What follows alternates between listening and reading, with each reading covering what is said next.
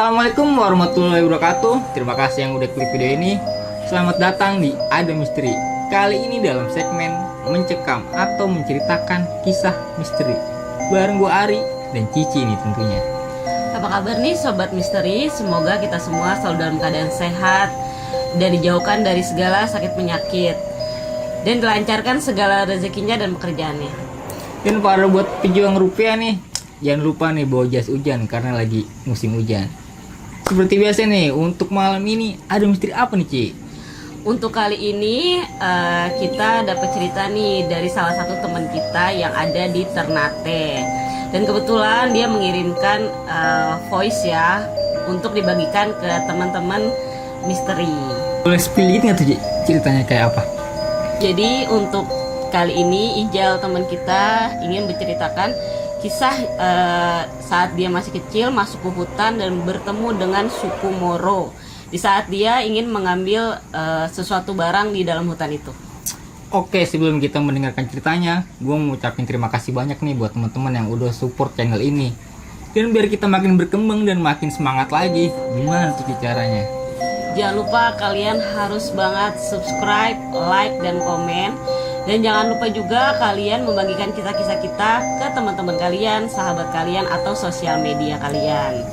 Dan jangan lupa nih, nyalain lonceng notifikasinya agar kalian tidak ketinggalan cerita-cerita dari kami.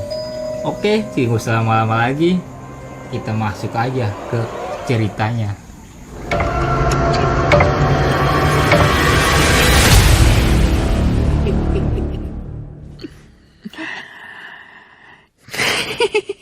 Indonesia memiliki ratusan suku bangsa yang tersebar dari Sabang sampai Merauke. Suku-suku ini tinggal dan membentuk peradaban yang besar hingga bertahan sampai sekarang. Selain suku-suku yang terdaftar, konon ada suku gaib yang juga tinggal di Indonesia. Suku-suku itu kadang tampak dan kadang menghilang begitu saja hingga menjadi misteri. Soalnya gini cerita gua tuh sampai kita itu kalau di kampung gua tuh ada namanya suku Moro. Suku Moro itu suku yang hidup di hutan, maksudnya mereka tuh suku kasat mata, suku goib gitu. Nah kita sampai ketemu perkampungan mereka, tapi bukan perkampungan sih, maksudnya kayak jalan buat mereka mondar mandir gitu loh. Nah kita ketemu mereka, tapi kan kita tuh antara sama kakek gitu ya, kakek teman-teman gitu kan. Jadi dibilang jangan tegur mereka, diam aja, kita lewat aja begitu. Jadi mereka tuh mondar mandir sama anaknya gitu. Cuman suku goib itu dia tuh apa sih, kalau kita di manusia itu kan ada di bawah hidung itu loh, belahan di bibir itu yang di bawah hidung pas itu. Nah mereka tuh nggak ada, mereka tuh rata. Tapi kalau suku Mante itu kan suku di Sumatera ya. Nah mereka itu kan dibilang goib juga. Nah sama kayak suku gua itu, sama, cuman perbedaannya kalau suku Mante itu dia kan kerdil-kerdil orangnya. Nah kalau di kampung gua itu mereka kayak manusia normal, tinggi. Bahkan ada yang bilang tuh mereka, kalau mitosnya di kampung gua itu, mereka tuh kayak orang-orang Portugis yang dulu zaman penjajahan terus hilang apa gimana nggak tahu dah, intinya kayak gitu. Jadi mereka tuh kulitnya bersih kayak orang-orang bule gitu loh, kulitnya bersih, cantik-cantik, orangnya ada cewek-cewek cantik. Cuman mereka itu yaitu hidung, belahan di bawah hidung itu nggak ada, rata. Jadi gini dulu tuh pas gua masuk SMP, SMP kelas 1 ya, kebetulan itu pas tahun baru Islam tahun baru Islam. Jadi diadakan di sekolah gua itu untuk takbir akbar, takbir tahun baru Islam, keliling pakai obor dari bambu gitu loh.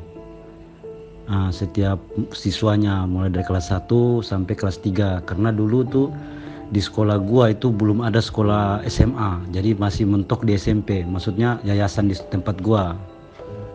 Jadi abang gua saat itu SMP kelas 3. Jadi gua tuh sama abang gua, sama ada sepupu gua namanya Jae, abang gua tuh namanya Taufik, terus sepupu gua namanya Jaya, sama abangnya juga namanya Andi.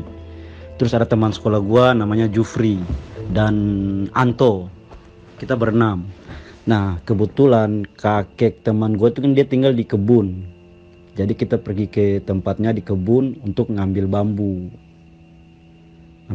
Kalau nggak salah tuh kita berangkat dari rumah tuh sekitar jam 7 pagi kalau nggak salah, karena kita rencana balik dari sana tuh udah siang. Jadi kita pergi ke sana tuh jam 7 pagi tuh pakai sepeda. Kita ke perjalanan dari rumah gua ke tempat itu kakek yang kita mau samperin itu sekitar 1 jam kalau kita pakai sepeda. Nah sampai di sana kita disediain makan, kita sempat sarapan dulu. Terus dan di samping-samping rumahnya itu kan banyak pohon kelapanya, kita sempat ambil buah kelapa untuk apa sih orang bilang pegangan untuk di jalan gitu loh, untuk kita cemil-cemil makan gitu di jalan. Nah kebetulan pas kita nyampe di jalan tuh pas waktu itu tuh musim buah apa sih langsat ya, kalau di kampung gue tuh bilangnya langsat. Dia seperti duku gitu loh, bentuknya seperti duku, sama seperti duku, cuman kampung gue bilangnya namanya langsat. Nah jadi kita sambari makan tuh buah tuh, kita ambil makan. Kita sempat istirahat di ada satu rumah kebun gitu, kita istirahat di situ sekitar jam mungkin kalau nggak salah tuh jam 9 jam 10 lah kita udah nyampe di situ. Kita jalan kaki tuh. Nah sampai ke sana itu kalau nggak salah itu banyak pohon coklat, tahu kan buah coklat itu di samping-samping. Nah karena kebetulan kita masih kecil-kecil, kita main petik aja tuh nggak pakai minta-minta atau nggak pakai permisi gitu loh. Kita main makan-makan aja gitu. Nah kakek teman saya tuh udah tegur, nggak boleh kayak gitu kalau di hutan. Jadi kalau bisa ngambil sesuatu tuh harus minta, kalau nggak ada tuannya tuh harus permisi. Cuman kita berpikir kan ini cuman mitos aja kan, kita masih kecil kan, nggak terlalu pikirin hal-hal kayak gitu Jadi pas jam setengah 10 kita udah mulai start lagi tuh jalan. Tapi sepanjang itu itu banyak sekali buah salak itu sama buah langsa itu yang jatuh-jatuh di bawah pohon. Lalu kita ambil aja kita main makan aja. Sampai kita di tempat bambu yang mau kita ambil ini kan, tujuan kita udah nyampe. Nah di tempat tujuan kita itu ada pohon kelapa 3, kalau nggak salah tuh pohon kelapa 3. Nah teman saya ini kakaknya namanya Andi tiba-tiba langsung naik pohon kelapa itu. Jadi nggak permisi apa langsung dia naik dia bawa jatuhin buah kelapa itu. Kita sempat makan. Nah kakek ini dia kan tinggalin kita tuh di pas bawah pohon kelapa 3 pohon itu, dia tinggalin kita. Dia pergi ambil bambu buat kita ntar pakai buat itu kan obor itu, pergi ngambil. Pokoknya bambu itu ukuran lengan. Dia pergi ambil, dia balik. Kita tuh nggak tahu kenapa kita lihat dia tuh udah beda, nggak kayak awalnya. Kok dia tuh kayak penampilannya beda sekali gitu. Cuman dia bilang ke kita gini, kalian habis makan apa ini? Karena dia lihat kita lagi ngunyah-ngunyah kan, lagi kayak ngemil sesuatu kan. Kita makan kelapa. Dia marah lagi Dia bilang, kenapa masih kayak gini? Kan aku udah bilang jangan kayak gitu, maksudnya dia kan, maksudnya harus permisi gitu loh, kalau enggak biar nanti dia ngambil, kalau kalian jatuh dari pohon kelapa gimana. Dia sempat ngelarang kayak gitu Cuman kita ngerasa biasalah orang tua kan, kita nggak terlalu pikirin. Jadi kira-kira tuh kita tuh umur saat itu tuh gue masih 11 tahun apa 10 tahun. Abang gue tuh pokoknya kita masih belasan tahun waktu itu. Abang gue mungkin juga masih 13 tahun umurnya. Semua kita rata tuh kayak gitu umur, nggak terlalu beda-beda jauh. Nah setelah kita habis ambil bambu itu, udah tuh dia bilang udah kita pulang. Nah pas kita pulang dari situ baru 1 langkah gue udah lihat, gue sama teman gue namanya Jai ini udah lihat ibu-ibu pakai baju putih, rambutnya diikat gitu, tenteng anak satu kayak digendong gitu, anak entah itu perempuan atau laki-laki yang digendong. Terus ada anak laki-lakinya satu lari di samping-sampingnya gitu, kayak main-main aja gitu, telanjang, nggak pakai baju, nggak pakai main-main gitu. Nah teman gue si Jai itu bilang begini, kakek itu orang yang punya kebun kali. Kakek yang teman gue tuh kakek itu nggak lihat, dia cuma bilang udah nggak banyak apa maksudnya ngomong ya, kalau lihat sesuatu di hutan tuh diam aja, nggak usah bilang. Kalau mau bilang bisik aja di teman, tapi nggak usah ceritain gede-gede gitu. Udah tuh kita jalan terus. Nah, gue tuh lihat juga, tapi gue nggak terlalu ini, saya gue pikir ini kan masih nggak terlalu jauh dari pemukiman, pasti warga sekitar lah. Nah kita jalan terus tuh, ketemu kayak apa sih namanya, sumur lek, tapi sumur tuh udah nggak ada air, cuman sumur itu dilingkar kayak drum besi gitu lek, drum besi, tapi udah nggak ada air, tapi nggak lihat dasarnya, gelap sekali. Tidak, kita lihat ke bawah tuh nggak ada dasarnya, tapi cuman hitam aja ke bawah. Nah udah tuh kita jalan lagi, nggak tahu kenapa lek, kita tembus lagi di situ lek, di titik yang tadi ada drum itu. Tuh kakek udah mulai ini khawatir tuh, dia udah diam, dia udah mulai khawatir. Cuman dia kayak bikin biasa aja kan, biar kita nggak panik karena kita masih kecil-kecil. Udah tuh lek, kita jalan lagi, tapi ambil arah lain lagi, mungkin putar-putar hampir 1 jam. Kita nyampe lagi lek di titik situ. Heran lagi kan, kenapa bisa gitu. Udah akhirnya kakek putusin, kita tuh tinggal di situ, dia sendiri yang pergi cari jalan. Itu dia pergi cari jalan, kira-kira jam, kalau nggak salah tuh like udah jam 1 atau jam 2an, udah siang itu. Matahari udah agak tinggi juga tuh. Dia balik, dia bilang ke kita, dia udah nemu jalan, katanya ayo kita jalan. Udah tuh kita jalan, mungkin ada 1 jam kita jalan dek. Kembali lagi di titik situ. Teman saya udah nangis. Teman saya bilang, pokoknya udah nangis lah, kita semua udah takut. Kita kembali lagi ke situ. Baru entah kenapa lek, selalu sumur itu tuh kita penasaran sekali untuk mau lihat ke dalam gitu. Kita selalu bilang, sumur itu ada airnya, kita timba air, atau sampai turun ambil air kita minum. Karena udah haus, kita semua udah haus. Cuman ada apa namanya, teman saya itu kakaknya namanya Andi itu bilang, nggak usah, jangan ngapa-ngapain, pokoknya ikut seperti yang kakek ngomong. Semua harus kita ngomong, diam, nggak usah ngomong apa-apa, diam di sini. Nah kakek itu udah takut tuh. Pas jalan lagi, kita jalan, dia bilang kita jalan lagi, kalau nggak salah kita jalan lagi sampai ketemu pohon sagu. Pohon sagu itu loh, pohon papeda, dari buat papeda itu namanya pohon sagu itu. Nah di bawah pohon sagu itu kita nemu kayak jalan setapak gitu, tapi bukan dari setapak lek, dari kerikil batu laut gitu. Bukan nggak di semen, cuman kayak di kerikil batu laut. Nah kita jalan, di situ tuh udah banyak lek orang. Yang saya bilang tadi suku Moro itu udah banyak. Nah saya tuh sempat buang suara di kakak saya sama teman saya itu bilang, kenapa kita nggak tanya aja orang ini, kita nggak tanya, maksudnya jalan keluar kemana. Tiba-tiba kakak saya langsung tahan tangan saya, kakak saya langsung bisi. Kakak saya bisi bilang, itu bukan orang kita, itu orang luar. Di situ saya langsung diam. Saya belum tahu tuh suku Moro. Saya pikir kakak saya maksud ini orang luar itu orang yang kita nggak kenal gitu loh. Jangan tanya-tanya jalan di orang, kan dulu kan kita diajarin kayak gitu kan, nggak boleh tanya sesuatu di orang yang nggak kenal kan. Nah kayak gitu, jadi saya pikirnya kayak gitu lek. Jadi saya diam, nggak nanya, kita jalan terus itu. Mereka banyak, dan mereka tuh kayak nggak respon sama kita aja. Mereka lihat pun buang muka kayak nggak lihat lama-lama gitu lek. Setelah kita jalan, kemungkinan itu udah sekitar jam 3 atau jam 4 itu masih ketemu orang-orang kayak gitu, sampai di salah satu pohon beringin besar. Pokoknya pohon beringin itu besar sekali, dan situ tuh kayak tempat mereka duduk ngobrol, kayak orang tempat canda tawa gitu loh. Banyak sekali ada mereka di situ. Nah kakek kita itu bilang gini, diam aja, nggak usah ngomong, nggak usah tegur, diam aja. Ini kampung mereka, kita hanya tamu, jadi diam aja, jangan bertindak apa-apa. Udah tuh kita duduk di bawah pohon situ juga lek. Akhirnya kita duduk di bawah pohon situ. Pokoknya anak-anak itu lari ke sana kemari gitu, kayak pokoknya kayak main-main gitu lek. Nah kita lihat-lihat, gak lama kakek saya datang, kakek itu datang. Dia ambil tanah merah, mungkin segumpal tangannya itu, terus dia suruh kita gosok taruh di jidat kayak orang India gitu loh, pakai yang merah-merah itu di jidat. Nah pakai kayak gitu. Jadi tanda itu kalau di kampung gua bilangnya ini sebagai, kalau kita tuh anak daerah, kita putra daerah. Nah itu kayak simbolnya kayak gitu, tanda tanah merah di jidat gitu. Itu kita putra daerah, kita simbol putra daerah lah.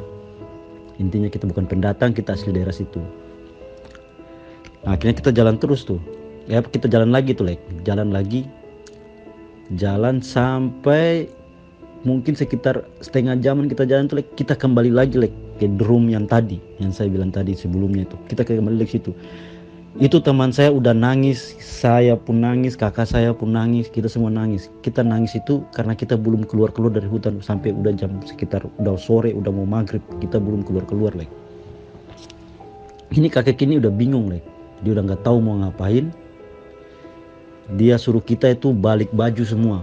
Pokoknya apa yang kita gunain di badan itu kita balik, suruh balik baju. Nah kita udah balik baju Lek, semua kita balik baju. Jalan lagi kita. Jalan kira-kira itu udah, pokoknya matahari udah mulai ini Lek, udah mulai tenggelam, pokoknya udah kuning lah. Kuning udah mulai apa di langit itu udah mulai kuning. Kita pun udah mulai tahu itu udah jam berapa. Kita jalan lagi sama Lek, gak ketemu lagi Lek. Kita belum ketemu jalan. Itu kita jalan itu kita udah sambil nangis, gak ketemu lagi jalan.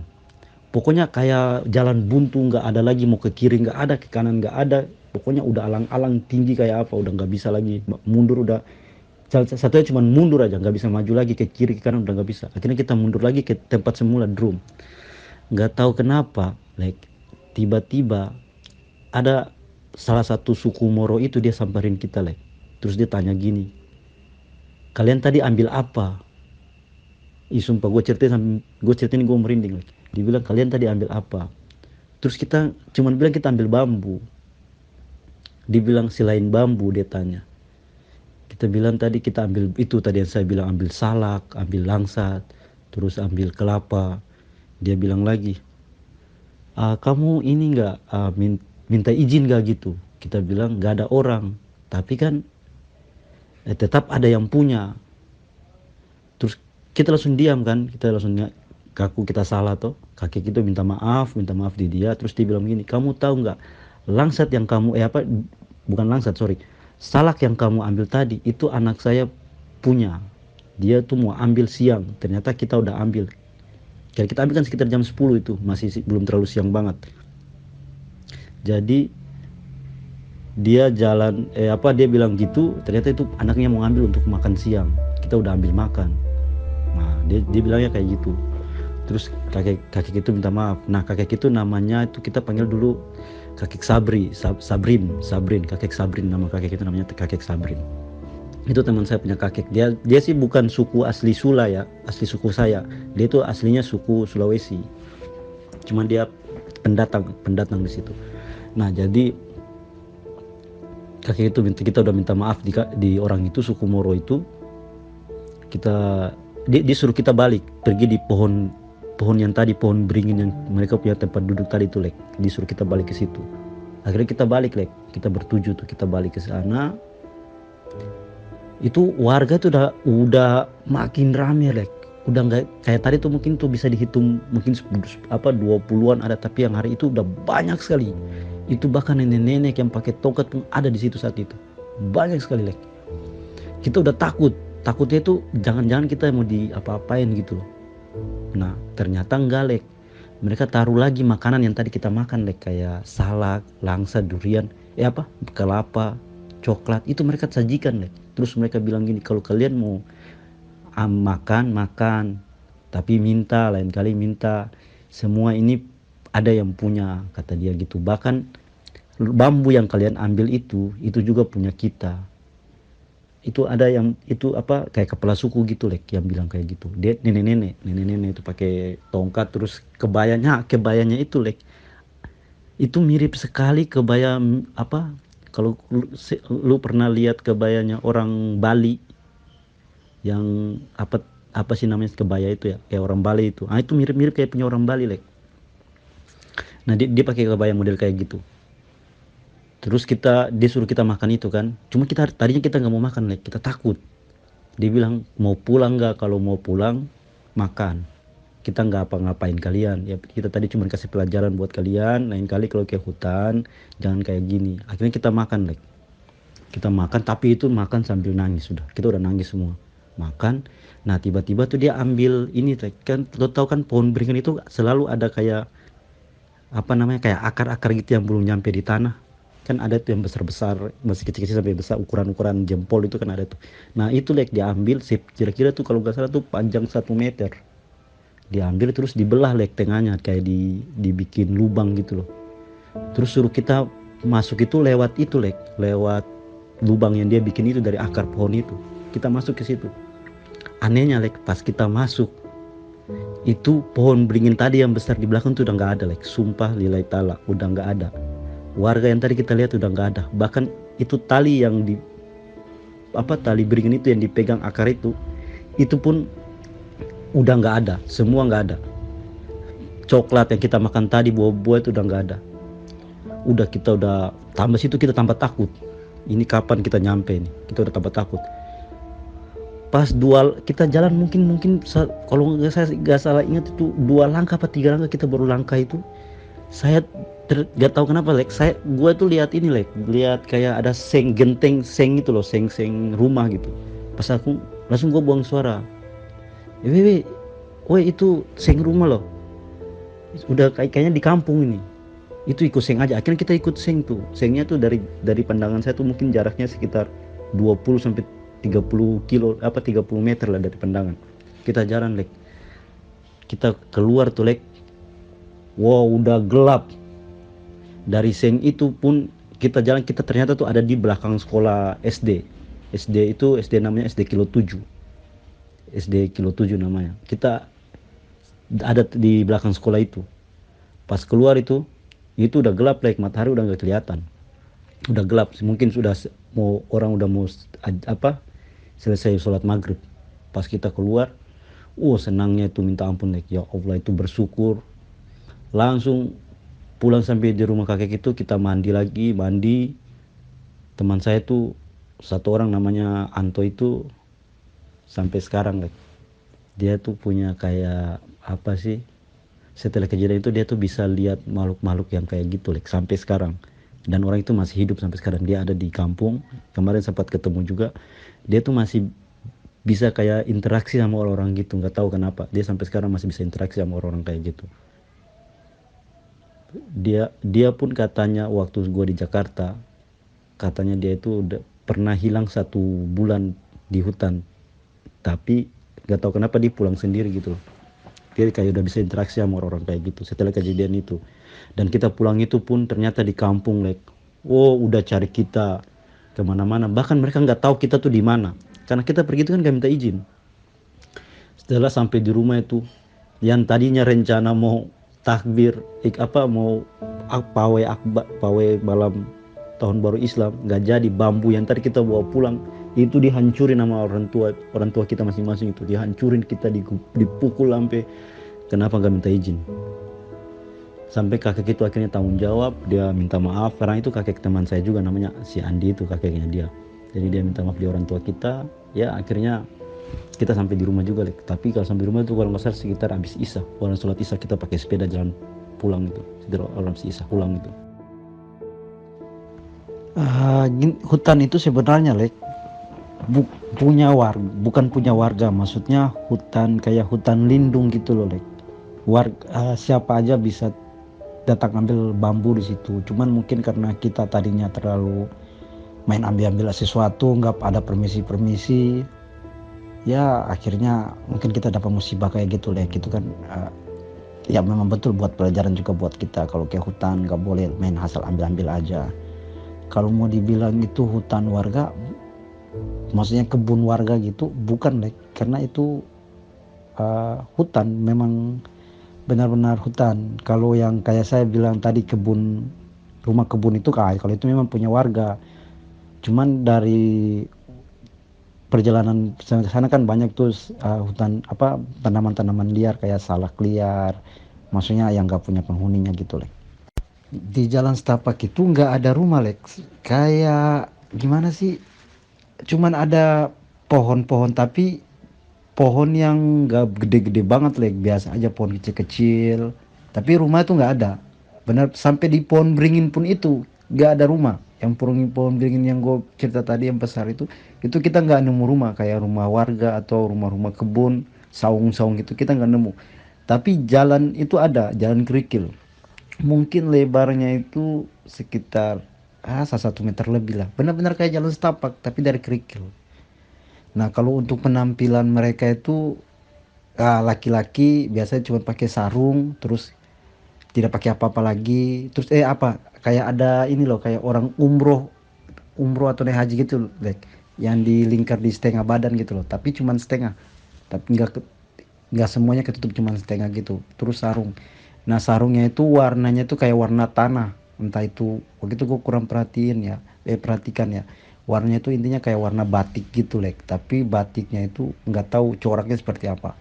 Sedangkan yang di sangkurnya itu warna putih tapi putih kuning telur, bukan putih benar-benar putih, enggak kayak kusam gitu untuk laki-laki. Tapi kalau untuk perempuan ya kebaya aja kayak apa sih yang cuma ditutup sampai di dada gitu loh, terus pakai lingkaran di kepala kayak apa apa sih yang lingkaran-lingkaran di kepala kayak punya orang Bali itu. Nah, kalau perempuannya kayak gitu, dan itu bibir mereka di atas itu nggak ada rata.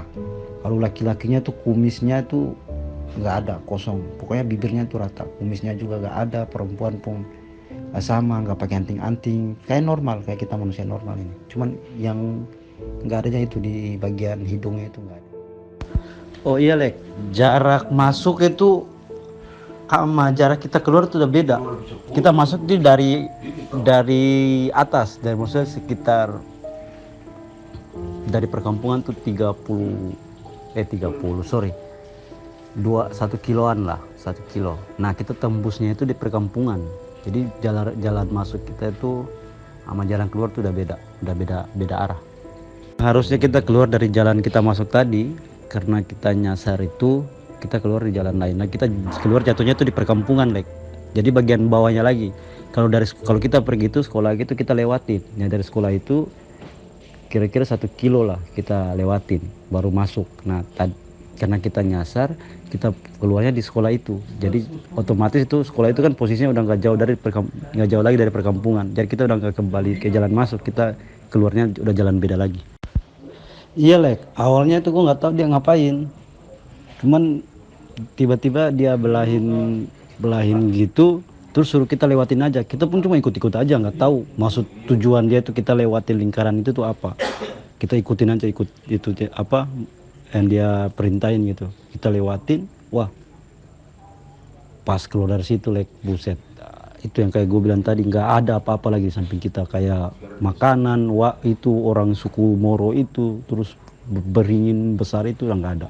Kita udah benar-benar kayak di beda lagi. Jadi mungkin tadinya kita ada di alam mereka tuh, tapi pas kita lewatin lingkaran itu kita udah di luar alam mereka, jadi tempatnya udah beda lagi.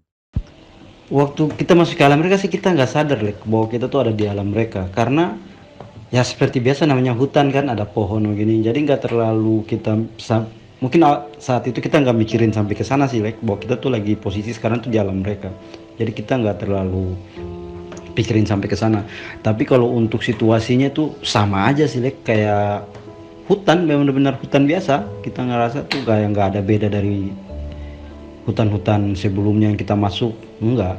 Tapi emang awal kita udah sering, maksudnya itu bukan pertama kali gue masuk hutan, maksudnya gue udah sering juga masuk hutan, tapi itu pengalamannya yang beda di situ.